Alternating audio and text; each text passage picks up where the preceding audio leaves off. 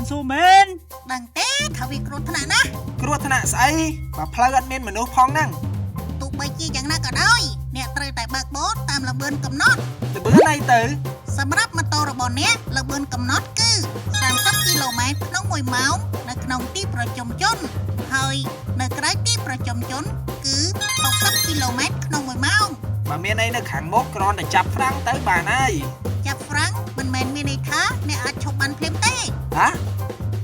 ចម្ងាយឈប់អាស្រ័យលើល្បឿនរបស់អ្នកបើអ្នកបើកបរក្នុងល្បឿនលឿនចម្ងាយឈប់នឹងកាន់តែឆ្ងាយឧទាហរណ៍អ្នកបើកបរក្នុងល្បឿន60គីឡូម៉ែត្រក្នុង1ម៉ោងហើយចាប់ហ្វ្រាំងម៉ូតូរបស់អ្នកមិនឈប់ភ្លាមទេវានឹងបន្តទៅមុខ18ម៉ែត្រទៅវាឈប់នោះមានន័យថាបើមានឧបសគ្គកើតឡើងដោយឥតព្រៀងទុកអ្នកអាចនឹងមានគ្រោះថ្នាក់ដោយសារតែមិនអាចឈប់យានយន្តទាន់ពេលវេលាខ្ញុំយល់ហើយខ្ញុំខំតែគិតថាពេលបើកលឿនទៅវាលយប៉ុន្តែតាមពិតវាគ្រោះថ្នាក់តើបើកលឿនគ្មានអីលយទេបើកបរដោយសុជីវធម៌ទៅលយណា